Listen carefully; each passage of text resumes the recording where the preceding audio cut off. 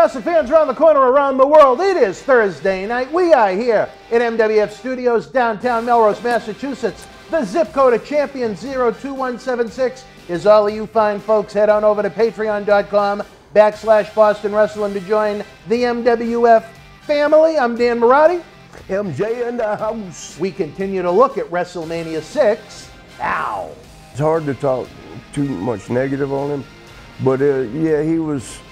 You talk about somebody hard to deal. Now, from a booking standpoint, somebody hard to deal with.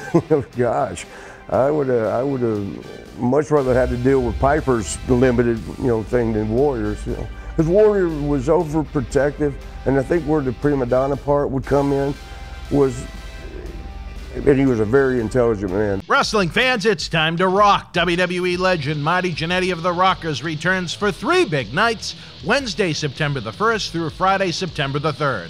Marty will be taping historical Wrestling Insider episodes, live specials, Insider autograph signings, support wrestling superstars, pre-order autographed 8x10s now over at bostonwrestling.com. This September, get your sunglasses ready.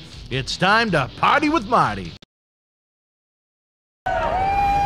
This is Mick Foley. This is Harley Race. This is Shelton Benjamin. This is Mr. Wonderful Paul Orndorff. This is the Monster Abyss. And this is Daniel Bryan. This is JBL, and you're watching the MWF. Be there live. Wrestling fans, happy Thursday to you. Welcome to another installment of Wrestling Insiders. Party with Marty. Marty, I am very happy to be here on another Thursday night with you, my friend. Just to hit it at the very beginning, this one too is recorded, right? They're all recorded. No, don't we do one live or no? We do the live cyber signings when you're in town. Yes. I thought we did a live Thursday once. No, we didn't because I've never You've never been here on a Thursday, okay. I don't think. But anyway, the only reason I said it is because Happy Father's Day to you. Happy Father's Day to me. Yeah, is it today or tomorrow? As of the day we're taping this, it's tomorrow. This is today that we're actually here. No, it's tomorrow. Oh, it's tomorrow? But thank you anyway. I appreciate it. Yeah, you're welcome. All right.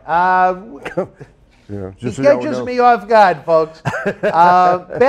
We started last week to talk about the big event, WrestleMania 6. We talked about your match with the Orient Express. We talked about Demolition and the Colossal Connection and Andre the Giant's swan song as a regular wrestler in WWF on television.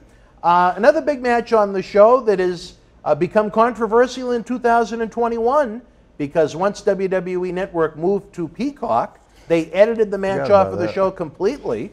Roddy Piper and Bad News Brown. They battled to, I believe, a double countout on the show. That was the event where Roddy painted himself half black after the Michael Jackson. Half, right? He was half black and half white. Oh, that's right, because he did the promo. He was standing sideways and then turned. Like Michael Jackson sung Black or White. I don't know if that was the reason why he did it. I wonder if you, like in today, like that was 90. Yeah. I wonder if today's America, that he would get the racist thing because blackface, is it called? Well, considering they edited it off of WWE Network, I would say yes, that would get a backlash. Is that what that was? Is that why you think they did that? Of course. And I never knew anything about that. It was called blackface or something? I think that's what they call it now. Right, okay. And I didn't know anything about it, so I'm like, what is that all about? I had to go look it up. I had to Google, like, what is this? And then I found out, why it's not a good thing. But I don't want to get myself in trouble, but I think Piper was trying to do something symbolic in a kind of a good way. That kind of like we're all people. Yeah. You know what I mean? I don't think he meant anything bad by it. No, I know he didn't. I know that. I was just curious. It just doesn't play well now. And now that NBC licenses WWE Network here in the United States, they don't want it as part of their platform, which, you know what? When they're paying $200 million a year, I guess they get to call the shot on something like that. Sometimes, yeah. But disappointing. It's kind of sad that Roddy's, one of his big WrestleMania matches, no longer exists. Yeah. Because I think it was a good one from what you saw it. Yeah. I thought the promos leading up to it were pretty good. Yeah. Oh, he was good. Oh, shoot. He was good good on the mic. John will let you know if he can hear you. He's a professional. But he was. I loved his interviews. His promos. He was. He put time into them too, because you'd see him walking around the hallways and stuff, and he'd be You walk right up and say, "Hey, Roddy," and he's, you know, most cordial guy there is. If he was into his, you know, the zone, yeah, he didn't even hear you, and he'd be mouthing. You see his lips moving. So I mean, he put time and effort into him. You know, some guys don't even have to. I guess like Flair, that was one of the most impressive things I'd seen. That was only my first year in the business, so, and gosh, you know what? Don't worry about it. That's something to do with the air conditioning. Oh, it's going to work. But you know, when we talked on the last episode about you know, when you're inexperienced, you know, don't expose it by giving you so much, like a 20-minute match. You know, and the same thing with promos. When either you're inexperienced or you're just not good, don't give them a 3-minute promo. When we first started, me and Tommy Rogers were called the Uptown Boys. And basically, it was still a play I didn't know that until later, a play off the Rock and Roll Express, because it was, you know, had the leggings, like silver legging things, and a little tie flag, what do you call it? No tassels yet. But anyway, so we would go do our interviews, and neither one of us, from Tommy or I, was very good. Usually you throw a manager, you know, yeah. like give a manager. But gosh, man, they had 1-minute interviews, but they had 2s and 2.5s, and some 3-minute interviews. And man, they keep sticking us with the 2.5. Luckily, there was 2 of us. It's like you take half and I take half. A little easier, yeah, to split it in half. And then the announcer, or what do you call him, announcer? Mean Gene. I can't remember who it was there, but they got to be good enough to cover for both of you. So, and you almost want to equally split that. but the point I was going to make out of it was that, oh man, every time we got an interview, we're struggling. Like, I'll say this, you say that, back and forth, and you know, the other guys that were singles, they would get a little flustered when they got the longer ones, and then there was Flair.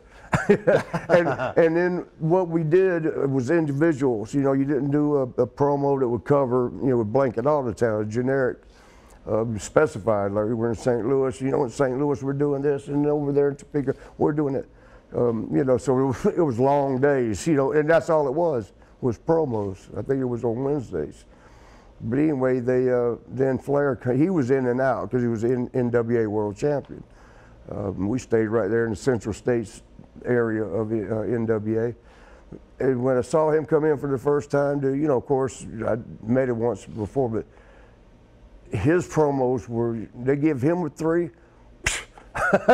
none to it. Just tell him what city. And one thing, you know, I learned a lot from, you know, how to connect with the fans from him on promos is find out what's going on there locally. And he stuck with it, sports in particular. Like, you know, if we're in St. Louis, how are the Cardinals doing?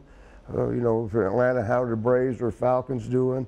And then he'd fill in, you know, if he's wanting to be ugly, he goes, oh, I will be probably that night, I'm going to be like your Falcons or your Braves, whoever. And he'd side with him if he was wanting to be good. And, oh, you guys are Falcons. This guy's just like the Falcons. Y'all fall right in place. You're both scraping the barrel, the bottom of the barrel. You know, he would tie, I guess, more personalized it to that city. And then he could just ramble on, like I'm doing now, but I mean, his made sense. But I was so impressed on that. I had nothing, not even a, you know, he walked with a pep in his step on anything you give him. Hey, we need you, oh, it's going to be rough, but we need you and Brody.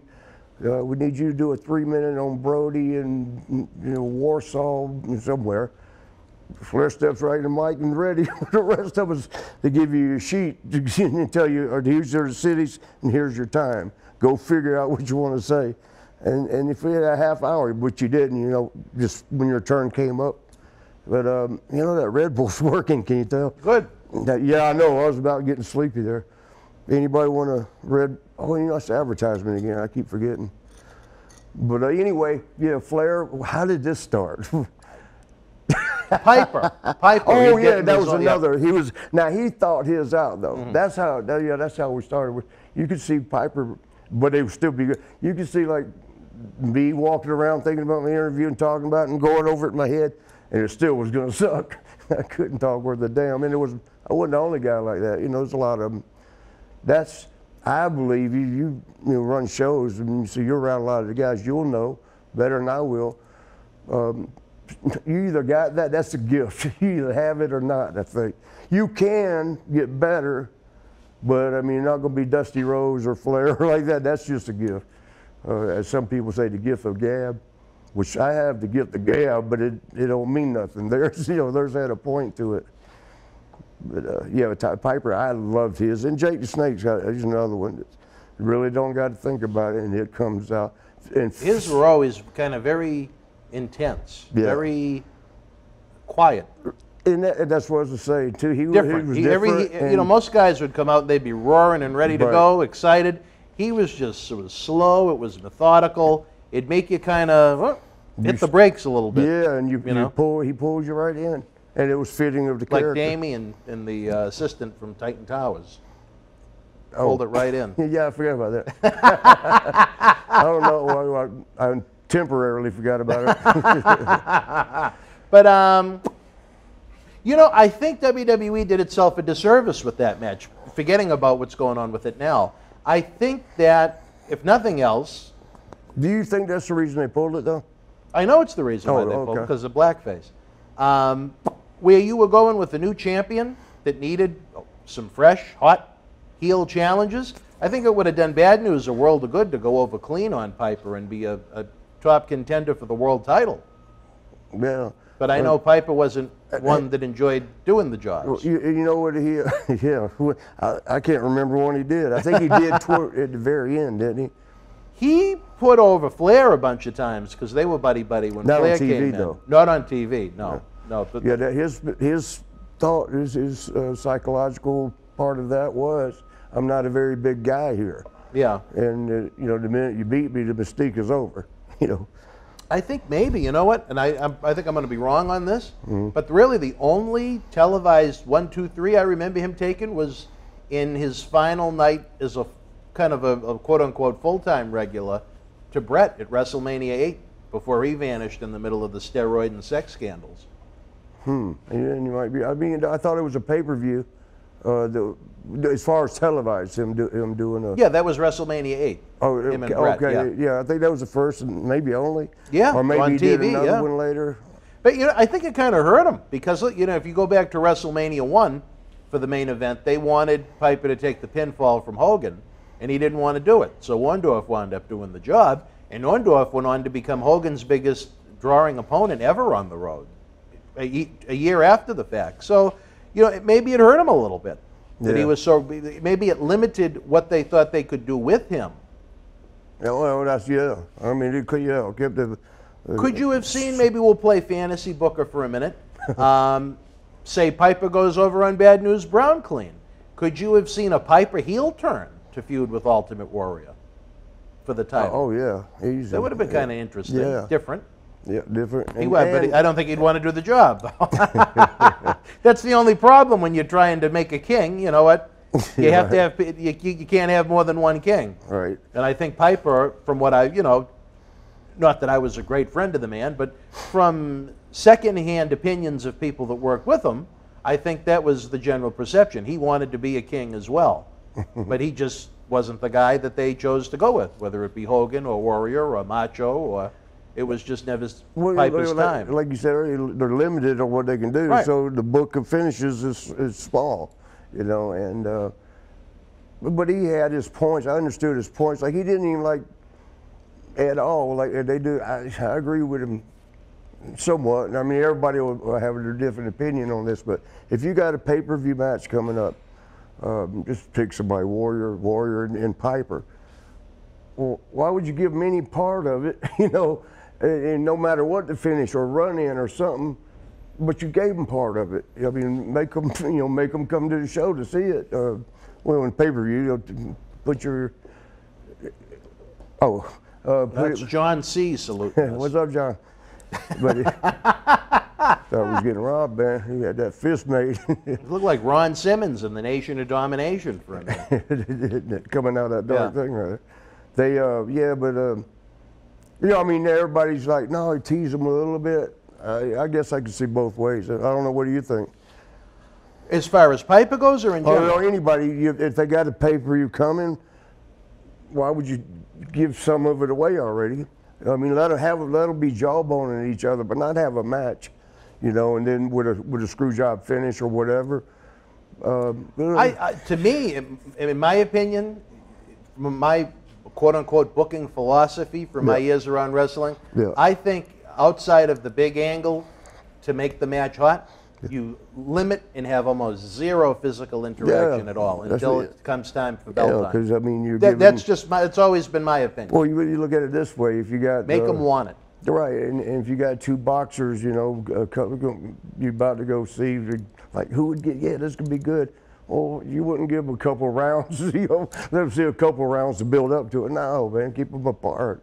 Let them jawbone at each other, and you know, maybe on an interview get a hand and pull apart type thing, but not a match. And then somebody runs in, or you know, a screw job finish type thing. And that's the problem with WWE now. These people, outside of very rare exceptions, I mean, they have physical interactions, if not weekly, sometimes even more than once a week. And I mean, why should you go out of your way to go and see the big show? That's the thing. If you're going to see... Yeah, you're getting it for free. Why would we go pay for it? And people can say now, oh, well, it's, you know, the TV ratings mean just as much as WWE Network. And there is some validity to that. But no matter where the payoff is, whether the payoff is going to be on free TV, the payoff is going to be on a pay-per-view, limit the interaction until you get to the payoff. I think so, too, yeah. You know what I mean? Yeah. Yeah, well, totally agree on that. That's just how I've always looked at it. Thought was why he didn't like doing any TV kind of stuff other than interviews with any of his opponents going into a pay-per-view. He was a big about it. And again, but you're telling them what they're trying to book it one way. So here's the book getting smaller. What you can do that's with what Roddy. I mean. Piper would do a count out. He'd do a disqualification. But as far as laying down 1, 2, 3, I mean, it was almost like Andre. The jobs were almost non-existent. Right. I mean, even when Andre went back on the road after WrestleMania 4, you know, count out, disqualification. They weren't the only. The majority of the jobs that man did in his career were you were with him working the Rougeaus when he was laying down for the Warrior every night in those 30-second squash matches. Yeah. I mean, for a culmination of, my God, he broke in what, the early 70s, if not the late 60s. Well, so, Andre? I mean, yeah, Andre. He I'm didn't do many jobs. The first time I saw him was in Columbus, Georgia. And that was the only reason whoever I went with, was to see Andre. Because, you know, 8 years old, 9 years old. And you see on TV, you hear he's 7'4", and you're looking around like, hey, Dad, I thought I was 6. What are you, 6 foot? So 7'4". And he was, you know, a lot of times they exaggerate. Yeah. You know, believe it or not, in wrestling, there's some exaggerations. But with Andre, they didn't need to go 7'6". 7'4", it's going to be hard to believe. And then when you see him, but you know, just saw him in the Columbus crowd, and it was one of those things. Here's the level of people right here, all the, you know, everybody standing up, and here he is walking through it. He's just way up there tall. Looked like a tree. Yeah. Yeah, and even as a fan, and even as him being, you know, he was already an icon when he started, basically, a novelty type thing. He still was scared of him. You know, like we would wait outside the building for the guys, like, you know, like people do, wait for the wrestlers to leave, try to get the autograph. But except for Andre, like, yeah, you'd wait and just get one more glimpse, but you wouldn't dare, as a kid, you wouldn't walk up to him. I wasn't, I was scared, and whoever I was with was scared. We said, oh, you go, no, you go. But, and also I was gonna say, that was about 69-ish. So, yeah, so late 60s he must have. Yeah, the hell. All right. Not many jobs. I mean, they were averaging out to about maybe 1 a year by the end of his career. But we got the cue from the back, folks. Right now we're going to go to a brief timeout, give you a chance to head on over to patreon.com/Boston Wrestling to enjoy hundreds of these wonderful studio shoot interviews, full screen, no advertisements whatsoever. You get early access and all that good stuff, while helping keep wrestling legends working. Patreon.com/Boston Wrestling. We'll be back after this brief timeout. Wrestling fans around the corner, around the world, I'm Dan Roddy. And I'm Mr. USA WWE Hall of Famer Tony Atlas. The road to WrestleMania has begun. Wrestling fans are looking to add to their man caves. You got to see what we have in the eBay store. Check it out. Here's your chance to own a piece of history from the 2020 WWE Draft. On the second night, October the 12th, The Fiend, Bray Wyatt, and Alexa Bliss unleashed hell on Andrade and Zelina Vega.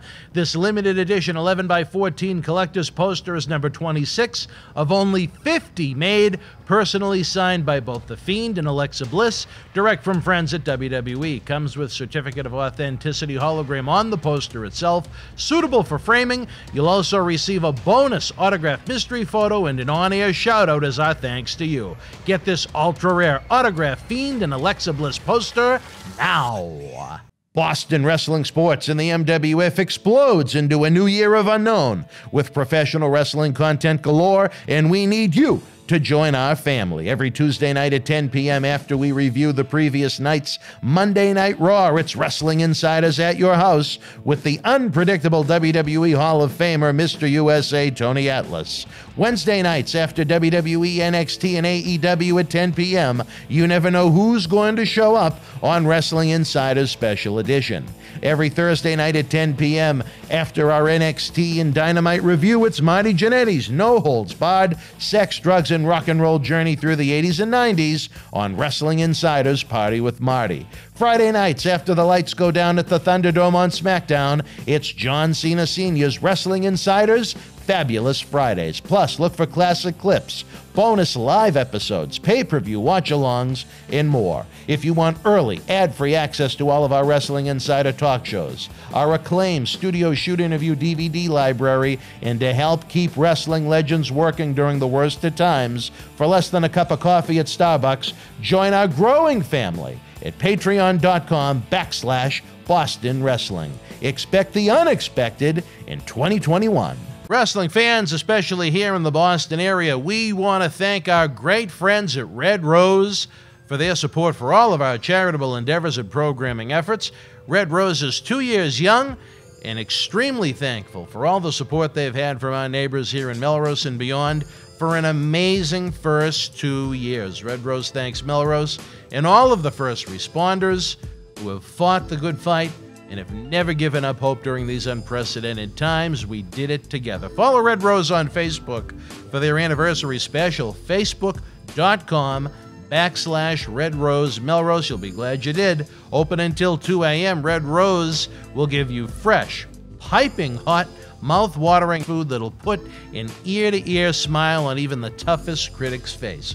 Check out their full menu online at redrosema.com or give them a call, 781-620-1889. Wrestling fans, welcome back to Wrestling Insiders. We talked a little bit about Roddy Piper, Bad News Brown. It was also the final pay-per-view connection. I think maybe the last time they ever did it together. The pairing of an infamous duo, not in the squared circle, but on the headsets. Gorilla Monsoon and Jesse the Body Ventura. This would be Jesse's final WWF pay-per-view. I always thought he was great with Gorilla. I thought he was great with Vince McMahon, too. But I loved him and Vince, but Gorilla... You only got Gorilla and Jesse at WrestleMania. I guess maybe because Vince was too busy for commentary that day. I don't know, but your thoughts on the end of those two? Kind of a magical soundtrack to... Did they do more than just WrestleMania, like the regular weekend show? No. That was it? It was Gorilla and Bobby and Vince and Jesse on the weekend shows. Why I didn't see it. Yeah.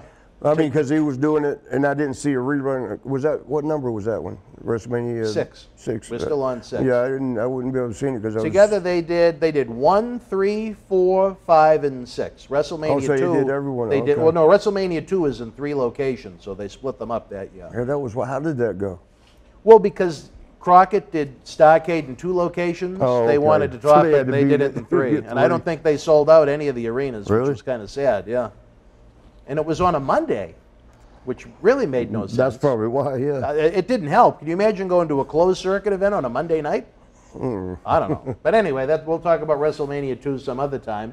You have memories of Jesse and Gorilla. I know you thought they were a pretty good combination together. Yeah, I mean, Jesse, well, Gorilla's pretty good. Yeah. I mean, so, I mean, anytime you put 2 characters that can go with the flow, it's going to be good, but that's not necessarily true because, you know, Macho was, man, he was like the best in the world at keeping you laughing if he wanted to.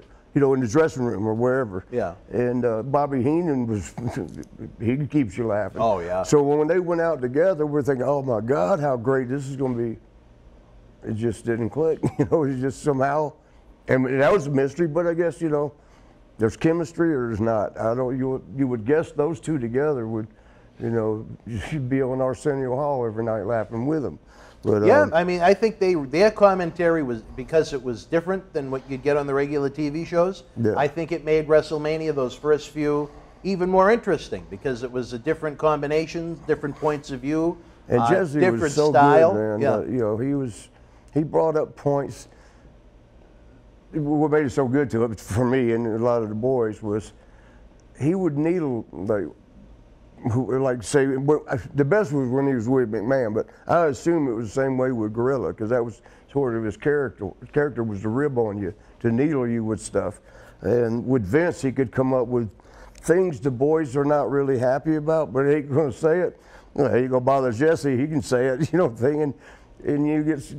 With Vince, you know, we're watching his reactions because it's how we really feel, you know. And, yeah. and he knew that. Vince was smart, you know. He knew that. He tried to dance around it, and it was fun watching him dance. We loved when Jesse put him on the square. But I'm sure I saw, you know, a few of Gorilla and him. And Gorilla seemed like another way to adapt to any style, you know. And you know, I think they also did, not that it was nationally televised, but when they would tape the Boston Garden House shows, it was always a rotating cast of commentators. But I believe Jesse and Gorilla did some Boston house shows. But as far as the mainstream national shows went, you know, that was WrestleMania. That was their day together, and which disappointing because I think it kind of changed the soundtrack to WrestleMania going forward. I guess the reason, you know, if you're on the show, you don't get to see the commentary unless you watch it. Oh, sure, yeah, unless later. you go out of your way to watch it on tape or something later on. or you know, besides your own match, because you're definitely going to watch your own match, but you know, because that's what you're going to learn from your mistakes or whatever. But let me ask you this: was there ever a commentator you enjoyed more than others doing your matches, that put you over better than anyone else? Well, the funny guys were always heels, you know, so they weren't going to compliment us. Yeah. I mean, even Piper as a baby face, he still had some heel in him. It was like, yeah. You're not sure which way he's going with it. And that's what made him interesting, I think. Yeah. Yeah. Yeah. I loved Bobby Heenan's commentary. I loved Jesse's commentary. Gorilla, and he was going baby face for you. So yeah, give him, you know, let him have ours. But I don't know, those were my favorite. Vince was, I hate to say it this way, but Vince was a good punching puppet. Yeah, I mean, because he was going to get abused by whoever he did it. Well, even Kurt Hennig used to abuse him. Kurt did for a little while. Yeah. And the funniest things that Kurt would come up with was, you know, I remember one thing what he said, that's just downright, just Vince talking. There's something wrong with that. That's just downright weird. And Kurt said, well, you'd be the expert on being weird. You know what, now that I think of it, Yeah, you saw they that may have done, no, I'm thinking of Gorilla and Jesse. They may have done a Survivor Series too. Oh, okay. But they were never the regular weekly TV guys together. Yeah, like you so said, I thought they were a really good combination for whatever pay-per-views they did. Yeah, like you said, it makes sense to mix it up a little bit, spice it up. Not necessarily spice it up, but mix it up. Did you have a chance to interact with any of the celebrities at WrestleMania 6? Steve Allen? That's 6. Not Rene Goulet, Robert Goulet? No, but I got to wave at... Rona Barrett interviewed Miss Elizabeth. Well, no, Mary Tyler Moore, what was her name? Oh, yeah, I think she was in the crowd just as a fan. Yeah, for ringside, I think. Yeah. Oh, no, she had come, they brought her back to say hello or whatever. But, I mean, I don't think she was booked as a celebrity guest. Yeah, she was a fan. She was actually a big-time fan. And as let me ask you this, though. Did you get more of Mary Tyler Moore? No, but it was good enough to see her because she had gotten older. But as a kid, I always thought she was like Jane Fonda, though. Yeah, I was wrestling in Denver with Sean. We had sold out the place. Orders a Hank Williams Jr. song. We started the show out in Denver, Colorado. I made the first, but I did not make the second show. Because I met a girl there that brought about quite a big change. But I OD'd in Denver, and I just can't remember. So you didn't her have name. any mature. You didn't have any mature thoughts about Mary Tyler Moore at WrestleMania. They were very immature. They were very mature. Really? Immature. Oh, immature, immature. Well, you could go the same way. But it was I guess. cool, like, because I was a kid, 10 years old, when she was popular with the Mary Tyler Moore show. Yeah. Who was that? Rona Barrett? Wasn't that her sidekick on it, or no? You're talking that name way sounds before my time. Rona Barrett, that's I think, right, was you just still- kind of an interviewer, and she interviewed Miss Oh, Elizabeth okay, on yeah, the somebody show. else. But it was cool seeing. Let me see, at WrestleMania 5, because all the WrestleManias you're going to meet, the celebrity thing. Besides Donald Trump, I think there was. Rum DMC was at Yeah. WrestleMania 5. And who else? It was. Morton Downey Jr. Saw him, didn't really meet him, but seen him walk around backstage. Him and is that the one where him and Roddy did the thing? And Roddy was funny as hell, man. He was like pestering him. He was pestering. I guess more Downey thought that he had it. I know what to do. I'll have a talk show. And Piper said, "You don't have one like this." Downey was kind of thinking he was going to come in there and bully around because he was popular. No, not with Roddy or not. Do you think that celebrities like that helped enhance the show? I mean, you think Robert think so. Goulet really added anything to it, I or don't know if he Steve did. Allen, or Steve Allen? I think played the piano with the Bolsheviks. What if is I Steve remember Allen? right. What does he do? He was at had 6. Huh? He was at 6. I think he played the piano with the But Bolsheviks. what did he do for? What was his? What was he? Oh, in the world of entertainment? He's not the one with the. I don't even know. I know he was involved with that. Who had that Fix It Up show? It was like a sitcom. It was. Tim Allen? Tim Allen. Yeah. Okay. Oh, so that's the different. We're talking about. Okay. Well, this is Steve Right, Allen. Yeah. Yeah, Steve. So these Steve celebrities meant nothing to you. No, some of them did, and some I didn't. Well, the ones at WrestleMania 6, at least. Yeah, 6 was Mary Tyler and Robert Goulet singing the Canadian national anthem. that was that's right. I forgot about that. No, they wouldn't sing the American one. But they were in Toronto. I don't know. Was it Sheik tried to get Yep. Terry Taylor to start chanting USA? I remember I that. stretch you. If you don't tell you, I stretch you. Sheik, I can't chant USA. Why can't you? We're in Canada. Oh, Sheiky baby. And then on to the main event, the big one, the Ultimate Warrior and Hulk Hogan. In your opinion, was it the right time to pass the torch to the Warrior? It worked, I guess. How do you say it worked? No, it didn't work.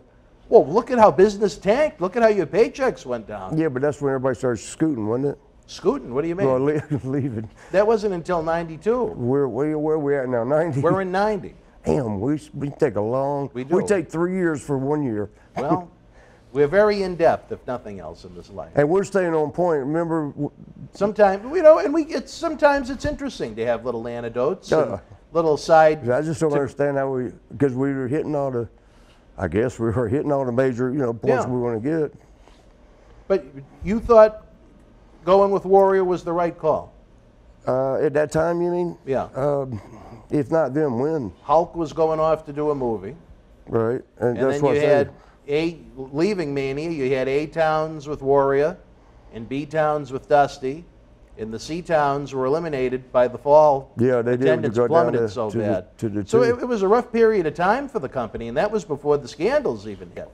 I mean, they were. That's when 90 was kind of a lackluster year as far as the. I thought it fell off just shortly after that. But in all fairness to the Warrior, let's try and call a spade a spade. I think WWF did a very poor job in trying to have people ready for him. I mean, who was his first challenger coming out of WrestleMania 6? Rick Rude, probably. Rick Rude. And who did he work with the year before at WrestleMania 5 and SummerSlam 89? Who was his? Rick Rude. Was it? Yes. So why would you? I know Rude was one of the few guys that could get a good match out of him. But why would you go right back to Rude the next year? He had to rough him up, remember? Yeah, right. I mean, just look at some of the finishes that came at WrestleMania 5. I took the time to actually write it down. I don't doubt it. You got so many hours in this place. Well, no, you had Mr. Perfect was undefeated on television at least, even though he did dozens and dozens and dozens of jobs on house shows. Why would you have him job to Beefcake at WrestleMania 6? Who did? Mr. Perfect. When you're going to have a new world champion babyface coming out of WrestleMania. You had Bad News Brown. He went to a double countout with Piper. Why wouldn't you have him go over clean? I believe Jake went over on DiBiase. Why wouldn't you have DiBiase hot coming out of WrestleMania? Needed somebody, huh? I believe Dusty in Sapphire went over on Randy Savage and Sherry. Why wouldn't you have Macho coming out of WrestleMania hot? Instead, you had Rude. I think the Barbarian went over on Tito Santana. And I mean, could you imagine Warrior Barbarian main events? I mean, you look back at it on paper and you look at some of those finishes, and while maybe for the moment they might have felt good, you really weren't doing a good job getting anybody ready for Warrior. I mean, I'm trying to think of Hakeem and the Boss Man was on the show. I know Boss Man went over on Hakeem. Like, what would you guess being the reason? What I was going to ask first was who was booking then? Patterson? It was. I think that was the Vincent Patterson time. Yeah, Scott was long gone at that point. Oh yeah, he was gone before I got there, I think. Oh, so yeah, so he was really long gone. John C. with the big 2, baby. So we know where we are here in this show. But I mean, I honestly could not think of a worse job they could have done building it up. You know, they had put him with a genius. Earthquake went over on Hercules, but Earthquake was just in a program with the Warrior before WrestleMania, so they weren't going to backtrack and go back to that again. Wait, I forgot about it. Wow, I got to go back to the video. So, but I mean, you look at that roster. You look at that roster and the guys they could have had work with Warrior, and they all did jobs at WrestleMania. To me, it made no sense.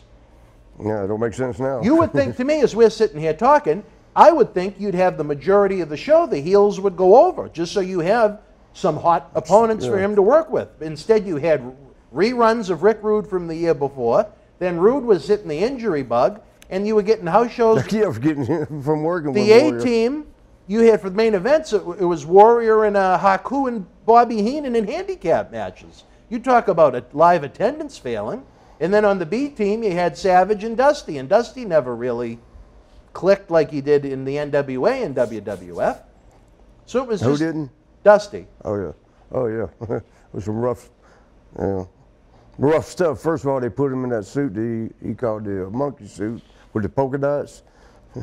Did he do anything after that? That was it, right? He only had 2 feuds in WWF, really. He did a big program with Savage and a big program with... No, I'm sorry, 3. Boss Man, Savage, DiBiase. And then he went back to book for WCW. Yeah. But I mean, he never caught on. He really, to me, he really wasn't a main event guy in WWF. Dusty. And because Hogan was off doing movies, they needed him out on the loop. Piper really wasn't doing house shows at that point in '90. He was doing the commentary on Superstars with Vince after Jesse Ventura left. So it was a tough time. And like we said, we'll get into it more as 1990 goes along, but the C-team was eliminated altogether. Right now, fans, we got the cue from the back. We're going to take a brief time out. Check out the link to the eBay store in the description box below. We got merchandise from guys from WrestleMania 6 to WrestleMania 36. We'll be back after this brief time out. The World Wrestling Federation was live at King's Dominion Amusement Park in Doswell, Virginia, Thursday, August the 5th, 1999. In the opening contest, Steve Blackman beat Al Snow. Test victorious over Midian. Hardcore Holly defeated Gangrel. WWF Intercontinental and European Champion D'Lo Brown retained the titles over Jeff Jarrett. Mankind with the win over WWF Hardcore Champion The Big Boss Man in a non-title match. The Godfather and Val Venus beat Prince Albert in draws. WWF Women's Champion Ivory retained the title over Tori. WWF Tag Team Champions The Acolytes retained the titles over the Hardy Boys and Edge and Christian. And in the main event, Kane defeated The Big Show via disqualification. If you were in Doswell live, share your memories in the comment section below. Use the links in the description box to keep Wrestling Legends working in our eBay store and on our world-renowned Patreon streaming service so we can bring you more interactive superstar shoot interviews to relive the good old days of professional wrestling. Check it out. Boston wrestling sports in the MWF explodes into a new year with professional wrestling content galore and need you to join our family. Every Tuesday night at 10 p.m. after our Monday Night Raw review, it's Wrestling Insiders at your house with WWE Hall of Famer Mr. USA Tony Atlas. Wednesday nights at 10 p.m. after NXT and AEW, join rotating legends on Wrestling Insiders Special Edition.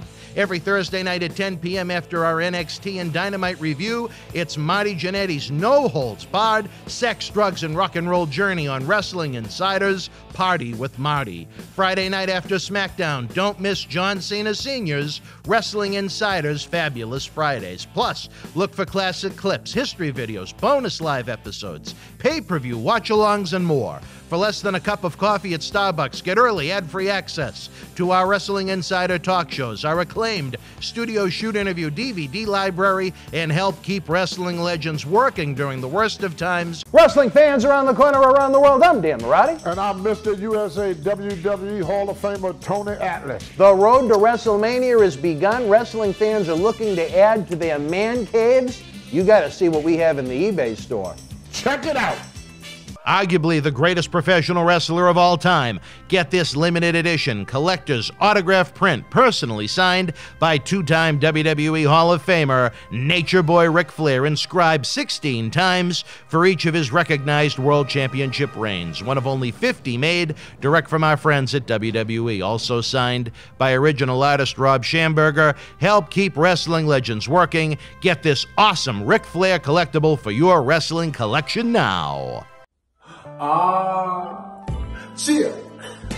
Why, hello. I would ask what was on your mind, but I already know. You want to know what has got my beard looking oh so majestic. And I'll tell you, it's sexy as hell beard care. Coconut oil, vitamin E oil, almond oil, both sweet and bitter, shea butter, it's all natural. Yes, JTG has actually come out with a high quality product. So support your boy by going to sahbeardcare.com and take one step closer to becoming sexy as hell. Cheer. Ooh, cheer. You know? All right, wrestling fans, welcome back. Let me ask you this, Marty. Do you think there was a change in the Ultimate Warrior once he got the title? Bret Hart in his book said the Warrior turned into even more of a prima donna. Did you get that sense out of Warrior? It was hard to become more of one because he started. He was already there. I don't want, you know, two things about him though. He's not here no longer, and secondly, I did like him, so it's hard to talk too much negative on him. But yeah, he was. You talk about somebody hard to deal. Now, from a booking standpoint, somebody hard to deal with. Gosh. I would have much rather had to deal with Piper's limited, thing than Warrior's, because Warrior was overprotective, and I think where the prima donna part would come in was, and he was a very intelligent man. He was a doctor, wasn't he? Mm-hmm. He's a chiropractor, yeah. Are they considered doctors? They're called doctors, so yeah, I would guess, in some way, shape, or form. So, and he was intelligent, not so much street smart, but he was definitely intelligent. And he was very, very protective. It was funny, they protected him at the beginning before they ever put him on TV. Had him only doing dark, matches for a long time. Yeah, just doing house shows. Adjusting. We're going to get this thing over. Go out there and work on it. Take that off. Add this. Try that. For like over a year maybe. And then once they started going with him, then he took over. Like, nah, I can't do that. That won't be good for him. I can't be a damn warrior if I'm playing with kittens, or whatever that, whatever it might be. And there's going into an area here I kind of want to avoid, because Well, I mean, it's part of the story. Well, A&E comes up with this. What, she wanted to become the we ultimate ass started eater? the show out in Denver, Colorado. Would she run down the hallway at the Hilton like the Doctor Warrior said, and "Son, knock you on the can't do door? no more of that cocaine." Start banging on her chest before she ate ass? She made me higher than But no, all those how is she expensive involved with the things. Warrior? What's that? How is she involved with the Warrior? No, I was afraid that what you were just saying. Oh, because she wasn't that I know of. But I think, and we talked to somebody on a podcast today that said that there was the backstage politicians, meaning like Sean had special things he could get. Oh, I see. So Warrior had close relations in the office. There was a rumor. It wasn't me, was it? No, and but Madison Square Garden. We talked about it with Oscar. By the way, y'all say hi to Oscar next time you see him. Every Monday night at 11 after Raw. Don't miss the Monday Night Mission. It's always an interesting take. Is that what you call it, the Monday Night Mission? That's okay. That's close to bomb. Monday Night Mission. Anyway, the word in the street was somebody came into the dressing room. They left something there at the show at Madison Square Garden afterwards. And he was the main event, so he's going to be the last one. I think now he could have been on earlier, but hanging out for another reason. And what was a bar of soap, I believe. Yeah, Pat Patterson evidently had dropped a bar of soap in there and probably went back to get it. Pat would need to shower Actually, at that point. somebody else told it like this. But what they saw was that Pat was in the shower area. It was kind of closed. You got the door where anybody could peek in. Big open shower. And I looked, but Pat was on his knees checking Warrior's knees, making sure they were okay. So I could see where that would come off, as it might have appeared like something else. And I could see someone taking that the wrong way. Yeah. If you go and check a man's knees, you might not want to do it in the shower while he's naked. But you know what? I'll call a spade a spade. You know what? Go ahead. All the stories that we've heard from guys that have come in and out of this studio, was there likely some kind of physical connection with some of the people involved in making decisions in WWE and Ultimate Warrior? Absolutely. Well, I would say that it would be a very educated assumption. But at the same time, do you think, even without the sexual part involved, do you think he still could have climbed that mountain and been the guy? Warrior? Yeah. I mean, for all his limitations in the ring, he had the perfect look for what they wanted to push the kids. That you know what I mean? That alone could have, and that's pretty much what happened. That Warrior character, I guess, I don't know what you'd say about his promos. As Jericho said, Chris Jericho said they were nonsensical at best. but to little kids, it was kind of fascinating, like he was from outer space or something like that. Yeah, and he did. I mean, you might want to have to rewind it and listen to it about 5 or 6. Okay, now that makes sense, sort of, because he was very intelligent. I mean, I don't know if he just came off the top of the dome, with him, or if he thought about him. Give me the damn thing. Let me work on it tonight.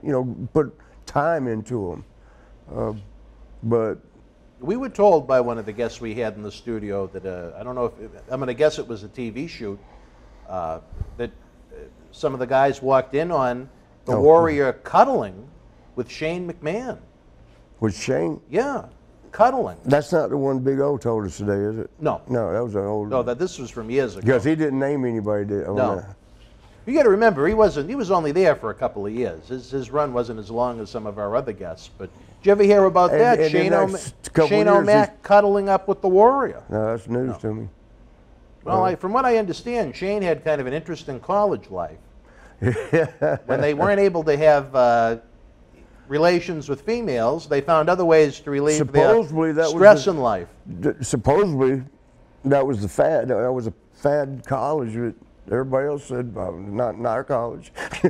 I never heard of that. I never heard of that college, I guess. That was back in 90. Shit, he was young. He was 21. I don't know how old he is now, but I'm guessing because he used to love to ride with, or not ride with, but go, afterwards, after the shows, hang around with Sean and I, because, it was going to be a party, and there would be women around, and so he, until his mother forbid him to be around us anymore. Forbid, the right word would be forbade. Is forbade a word?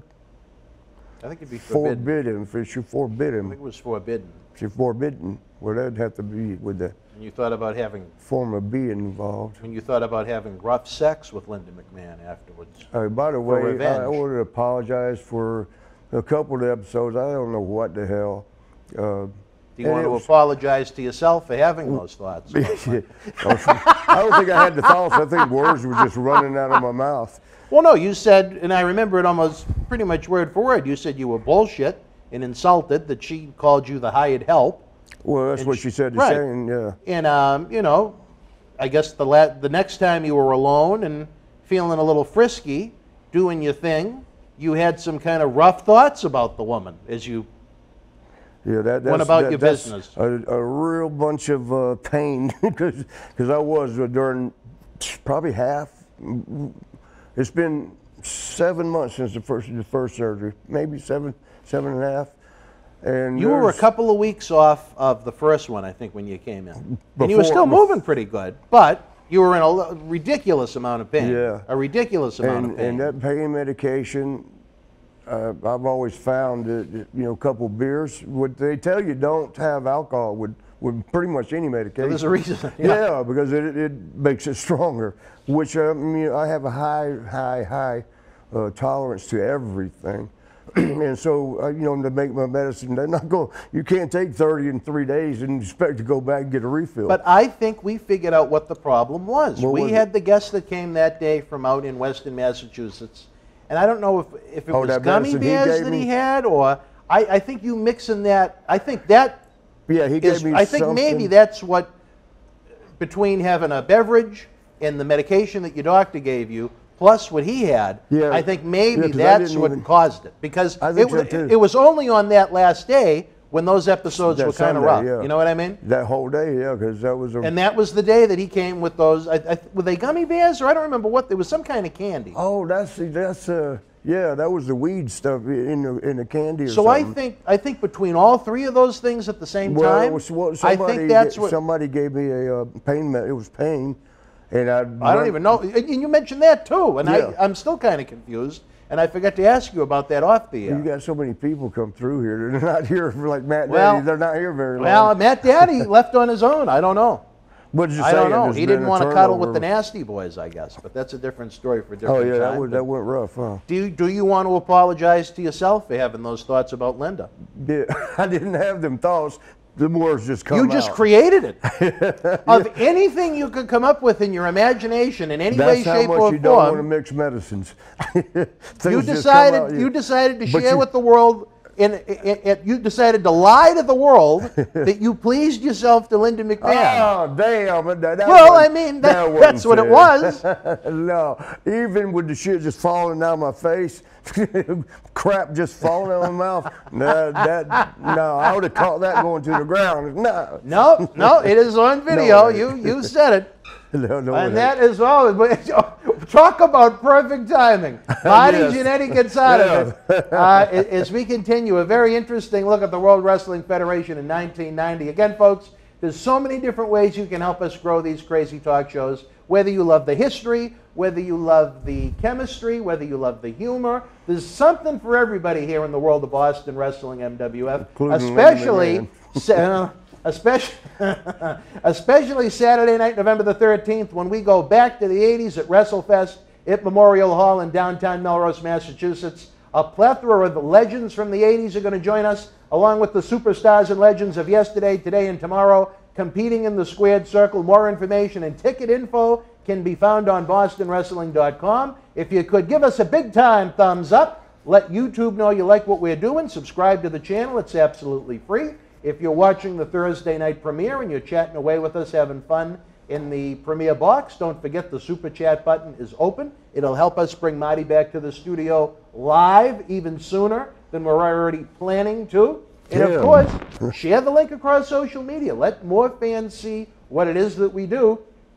The more fans that are interacting with us, the more great content we can bring to you. Of course, we've mentioned now the eBay store is open for business. The link can be found in the description box below. And the main event of all plugs, if you don't want to just be a fan, if you don't want to be just a friend, if you want to be able to come down to the studio live, because we're going to be limiting it in the beginning to the Patreon folk, head on over to Patreon, patreon.com/Boston Wrestling. So many great perks, Patreon exclusive videos, early ad-free access to these Wrestling Insider programs with no, scrolling ads. You get the whole screen, just the show itself, which with me may scare you a little bit. I apologize. I look this way, not just in the morning, but all day long. You get the studio shoot interview DVD library that's been seen by millions online and millions around the world on the Howard Stern Show, thanks to the Sheik, and you help keep the wrestling legends working.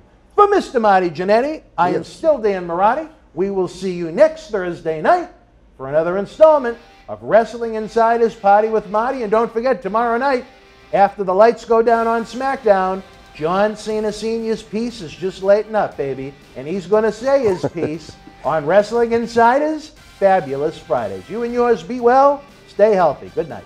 Thank you for joining us. Please give the video a big thumbs up, leave us a comment, and subscribe to the channel to enjoy more great content. Don't forget, you can help keep wrestling legends working. Check out our eBay store and join the Boston Wrestling family at patreon.com/Boston Wrestling so we can produce more in-depth shoot interviews.